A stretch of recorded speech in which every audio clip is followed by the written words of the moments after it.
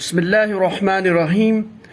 सो आज के इस वीडियो में will be talking about this syllabus, यानी जो आपका CSIR या UGC का जो नेशनल एलिजिबिलिटी टेस्ट है और the test for the junior research fellowship in the chemical sciences, उसका जो सिलेबस है वो किस टाइप का सिलेबस है and what are the important topics जहां से मेजर कंटेंट यानी जो मेजॉरिटी ऑफ द क्वेश्चन जहां से पूछे जाते हैं।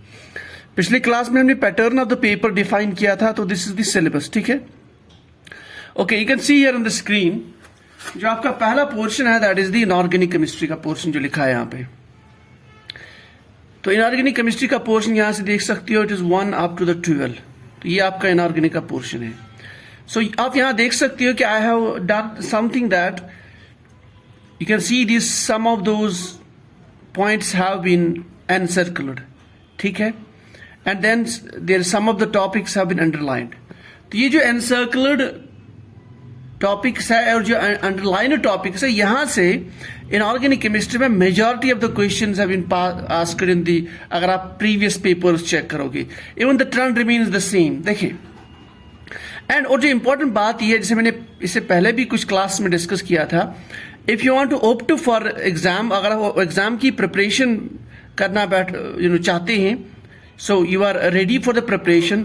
सो most of the people the experience says that don't go for all the 3 subjects, जिसके 3 पार्ट्स है, inorganic, physical and organic. So don't prepare all the 3 parts, prepare 2 parts only. और 2 parts में से भी what you do is that जो आपके ज्यादा selected portions है उसको आप ज्यादा क्लैरिफाई कर लीजिए।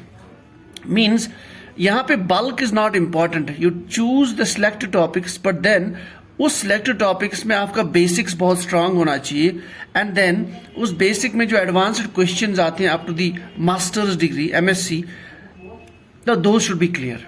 सो first thing is that I also have the same experience that I suggest that you go with only 2, select only 2, don't go for 3, because 3 में you have to cover a lot of syllabus and then it is most of the time is you have to remember many things also। ठीक है, आपको याद भी बहुत कुछ करना पड़ता है। It doesn't works always with the understanding, many of the things we have to remember by heart also। ठीक है, so let us say that, और most of the people क्या करते हैं, I suggest that if उनका physical अगर strong है, so they take physical and inorganic। Likely अगर ऑर्गेनिक आपका स्ट्रॉन्ग है, then you take organic and inorganic। So these are the 2 branches I suggest that you can pick either of the 2, take physical and inorganic। अगर आपका physical strong है, अगर physical पे आपकी grip है, likely अगर आपका ऑर्गेनिक पे कंट्रोल है, तो then take organic with inorganic। So both the cases that keep inorganic in between। ठीक है, नंबर 1 ना। उसके अलावा फॉर एग्जाम्पल स्पेक्ट्रोस्कोपी को आप तो करना ही करना है। So whether you are going with your physical and inorganic or organic and physical, take spectroscopy तो किसी भी हाल में करनी है। This is my suggestion। Likely जो आपका बायो इनऑर्गेनिक का पोर्शन है, that is also very easy। Doesn't matter आपका physical कितना strong है, और whether you feel that organic is weaker to you or you feel physical is weaker to you, inorganic is not that difficult। बिल्कुल limited उसका syllabus है, and we'll be also teaching that soon in our Sunday concept series जो हमने already start की हुई है, तो उसमें हम वो इंशाल्लाह टीच करेंगे। उसको बहुत लिमिटेड सिलेबस है बायो इनऑर्गेनिक्स का, और बिल्कुल बेसिक क्वेश्चन उसमें आते हैं। सो spectroscopy along with bio inorganic chemistry you must do, whether you want to go with physical and inorganic or organic and physical, those 2 topics आपको करनी है। ठीक है, let's talk about inorganic chemistry। ठीक है, inorganic chemistry में कहाँ से majority of the questions will be asked, ये यूजुअली जो ट्रेंड है in the examinations। देखिए, if we talk about here we have chemical reactivity, then structure of molecules, then we have shapes of molecules। यहाँ पे मैंने इसको underline किया है, shapes of molecules by Vesper theory। this is very important। ये इसमें questions you will always see the questions, खास करके जो मैंने डिस्कस किया था लास्ट क्लास में, जो द पेपर नंबर B आपका है, विच is subject specific. This is very very important. यहाँ से उस सब्जेक्ट स्पेसिफिक में यहाँ से क्वेश्चंस आते हैं, बेसिक क्वेश्चंस। ठीक है, तो shapes is very important here, shapes of the molecules. अब शेप्स में इतना शेप ही नहीं आएगा, it will also you must know the bond angle also with that, you must know the strain in the molecule, the acidity basicity का concept भी इसी के साथ रिलेट होगा। Then we have third concept of acid bases, hard soft acid base concept मैंने यहाँ underline किया हुआ है।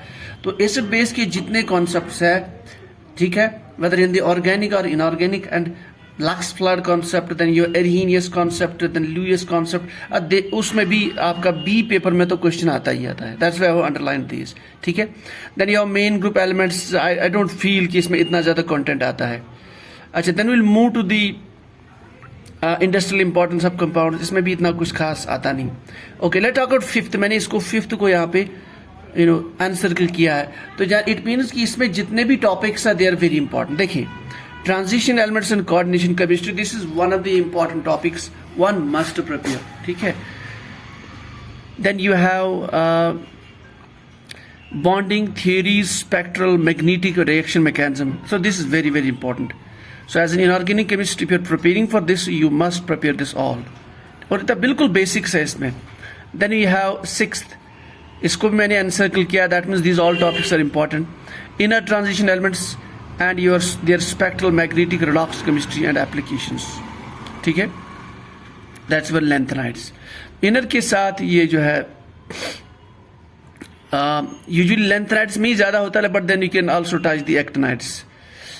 Seventh है organometallic compound, so this is also very important, structure, bonding, reactivity, then you have homogeneous catalysis, so this is also very important, you must not skip this topic. I feel कि cages analytical मेरा नहीं ख्याल इतना ज़्यादा important, लेकिन if you have analytical chemistry good, then you can go with that also, but I feel जो मैंने यहाँ इनको अंडरलाइन किया, most of the time is if you see the previous papers and if you also ask the people also, these are the topics जहाँ से you should not miss these, यानी आपको you should prepare them very deeply.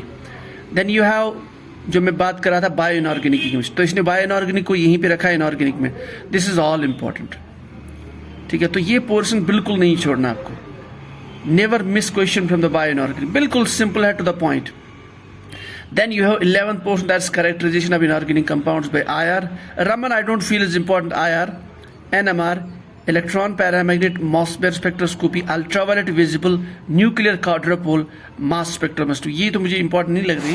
तो ये जो techniques है, ये जो कैरेक्टराइजेशन ऑफ इनऑर्गेनिक कंपाउंड्स में 1 2 3 4 5 6, तो इनऑर्गेनिक केमिस्ट्री की इन टेक्निक्स की application, this is very important, ठीक है।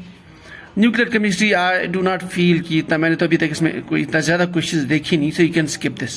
सो these are the topics which you should never skip as far as your inorganic chemistry preparation is concern, ठीक है। Now let's move to the physical chemistry portion. Physical chemistry में मैंने इसको encircle किया हुआ, what is that, basic principle of quantum mechanics, postulates, then you have the particle in one dimensional box is very important, harmonic oscillator is important, then you have the shapes of orbitals, angular momentum, these are all important. तो इसमें आपके questions आते हैं, this is very important, so never skip this one. So if you're preparing physical chemistry, then please keep all the hold on these, read all the basics and the fundamentals of these. Approximate methods, I don't feel it's important. If you have the question, you can skip one question, it's not a problem. क्योंकि अगर आपको ज़्यादा content पढ़ना पड़ा और then it is mathematically tough, it will consume your time. It is better to skip that one portion to remove that, get one question. ठीक है, I do not feel this is important if you are preparing for physical chemistry. Then move to the third point, that is atomic structure, spectroscopy, term, symbol, and then you have the principle, that is antisymmetry. This is important. Fourth is chemical bonding. Then you have concept of MO theory, valence bond theory, Huxley's theory, conjugated pi systems is important, ठीक है। Then chemical applications of group theory, this is very important. You will never see a paper इसमें group theory में आपका question नहीं आता, particularly जो आपके point groups है, तो that is very very important. Point groups and आपके symmetry operations, symmetry elements and character tables. So this is also very important, ठीक है, in the physical chemistry. Then let's move to the next. Then you have Mossberg spectroscopy, rotational, this is all important, rotational, vibrational, diatomic molecules, electronic spectra, IR, Raman, selection rule, principles, NMR. जैसे even इसने यहाँ पे inorganic में लिखा है, लेकिन मैंने कहा if you are preparing for example आपका physical chemistry strong है, then you take inorganic with that.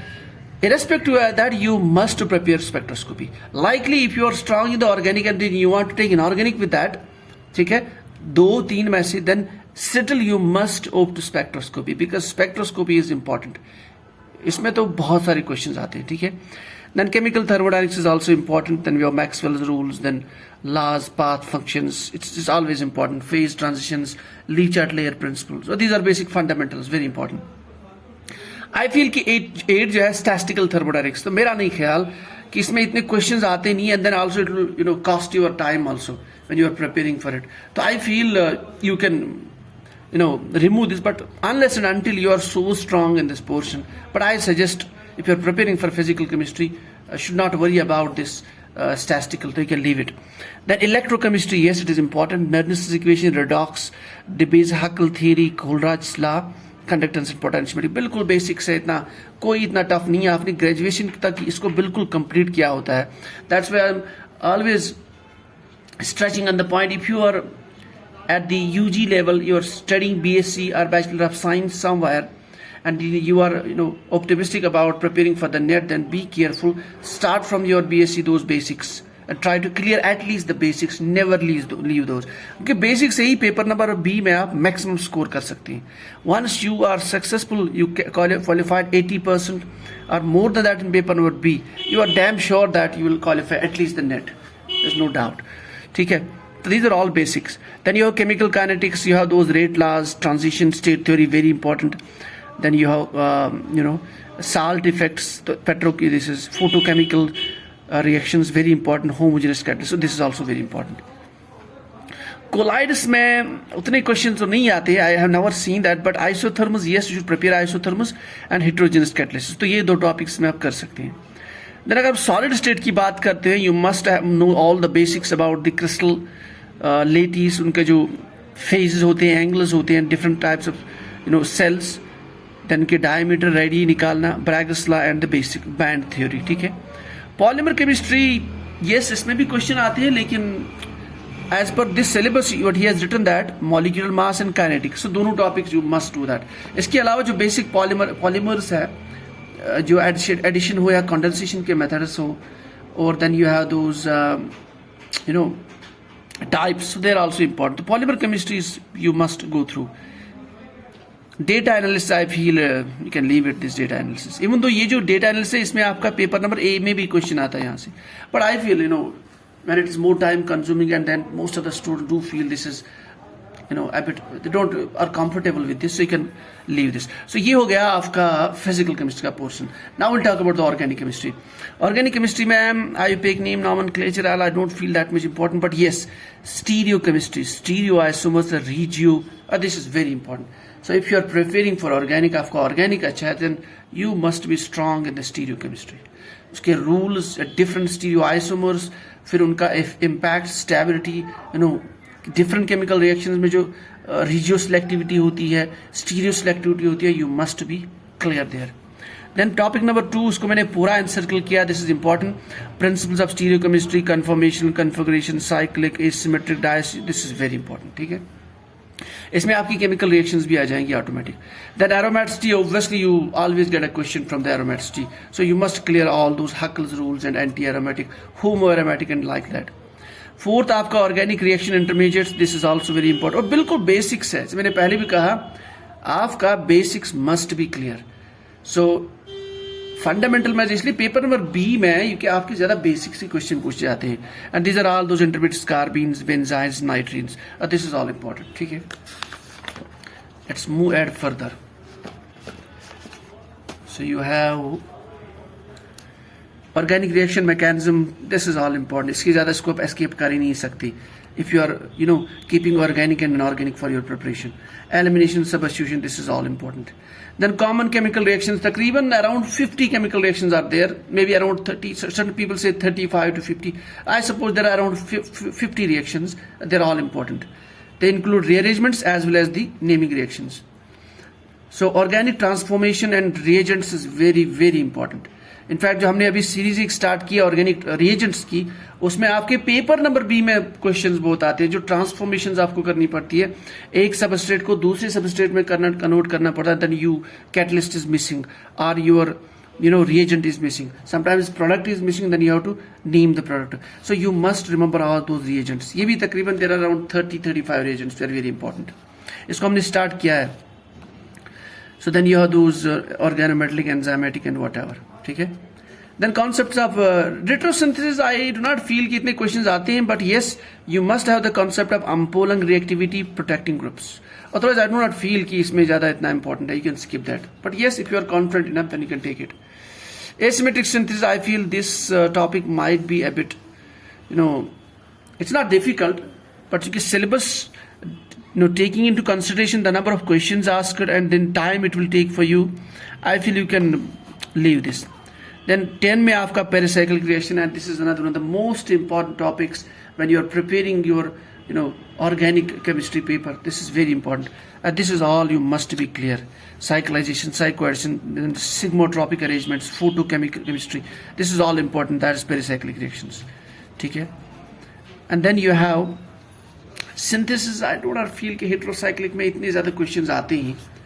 So you can skip this portion also. Likely chemistry of natural products, I am not sure क्योंकि जितना ये time आपका लेगा, and then your terpenes, nucleoalkalides, directly इसमें question नहीं आएंगी. Yes, if you talk about if you know the reagents, if you know the naming reactions, then इसमें जो question आएगा automatically आप वो solve कर पाएंगे. ठीक है, तो I do not feel कि यहाँ पे directly इसको prepare करने की जरूरत है. Then you have structural determination. This is one of the important topics. जैसे मैं पहले भी कह रहा था, spectroscopy. Whether आपका organic portion strong है, then you want to go with organic and inorganic. अगर आपका physical strong है, then you want to go with physical and inorganic. ये जो spectroscopy है, this is always important. Please keep the spectroscopy separately for the and never miss that.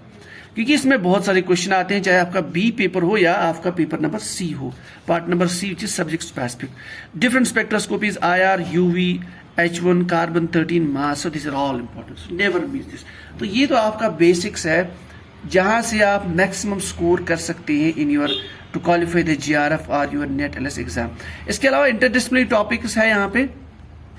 Environmental chemistry, I am sure you might have gone through your 10+2, then BSc, then MSc, तो कुछ तो आपको environmental chemistry का idea होगा, basics. Supramolecular chemistry, medicinal catalysis and the nano. I feel कि अगर आप कोई सा भी बुक लेके आते हैं, इसको बिल्कुल इतना ज़्यादा टेंशन लेने की जरूरत नहीं है. आप कोई सा भी बेसिक बुक लेके आ जाइए मार्केट से, उस पर इंटरडिसिप्लिनरी टॉपिक्स में कुछ क्वेश्चन होंगे, limited question, and you can go through this. लेकिन इस पर अपने आपको बिल्कुल टाइम वेस्ट करने की जरूरत नहीं है. इवन अगर आप उसको बिल्कुल देखते भी नहीं है, still it is not your determining factor. जो मैंने यहाँ पे एनसर्कल किए टॉपिक्स या जो चैप्टर्स मैंने एनसर्कल किए, जो मैंने हाईलाइट किए, underline, they will decide your fate in your exam, whether you are preparing for, whether you want to qualify the GRF at least minimum your net or LS. तो ये this is all about the syllabus. It's very important that one must know the syllabus, because most of the students क्या करते हैं, फिर material लेके आते हैं from some coaching centers and then others, and then never have an eye on this syllabus. So it's better to keep syllabus in the mind and take these topics.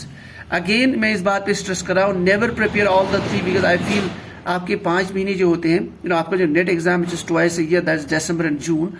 So if you want to prepare right now and want to go for your June exam, so I suggest that just take 2 of these, which is your most strong, whether organic and physical.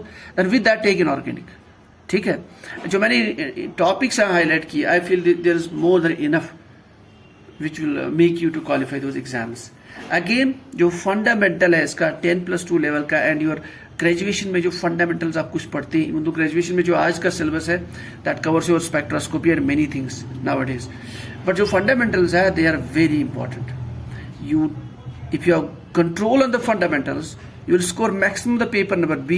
I am sure you will never miss LS net. If you could not qualify the GRF, that means अगर आपका higher rank नहीं आता, then at least you will easily qualify your net exam. But provided आपका paper number B में you score 80 or more than 80%, maybe 90%. ठीक है. So this was all about your paper, the syllabus in your GRF exam and your net. मैंने पहले भी कहा, कोई 2 exams दिए, सिंगल एग्जाम है, फिर मेरिट डिसाइड करता है आपको LS दिया जाएगा यानी आपको नेट LS दिया जाएगा, या आप will be selected for the GRF. That depends on कि आप कौन से कट ऑफ में आ जाते हो. इफ यू कम आपका स्कोर कम है, then obviously your chances of getting selected will be only in the net on the JRF. लेकिन अगर आपने score maximum किया, obviously you will fall in the higher rank, so you'll be getting the JRF, which is Junior Research Fellowship. The Junior Research Fellowship is a net plus that fellowship which you will get when you opt your PhD in any university or any institute. So this was all about आपका जो syllabus है. तो इस syllabus की copy मैं as a link attach कर रहा हूँ इन द डिस्क्रिप्शन, जिसको लास्ट टाइम पे मैंने अटैच किया था पैटर्न ऑफ द पेपर में. सो you can download this, so please have a look this. So keep always syllabus with you, or even if you are at the moment in the BSc, or even if you are studying the MSc, क्योंकि आप prepare तो topic तो पढ़नी ही पढ़नी है. Why not to clear those topics also with those basics? ठीक है. So this is all from here. So the next onward जो आपके हमारे वीडियो क्लासेस है उसमें हम देखेंगे और भी related GATE and other exams, and then also some basic topics जिसमें ज़्यादातर क्वेश्चन आते हैं. Those will be discussing this complete series. ठीक है. So thank you.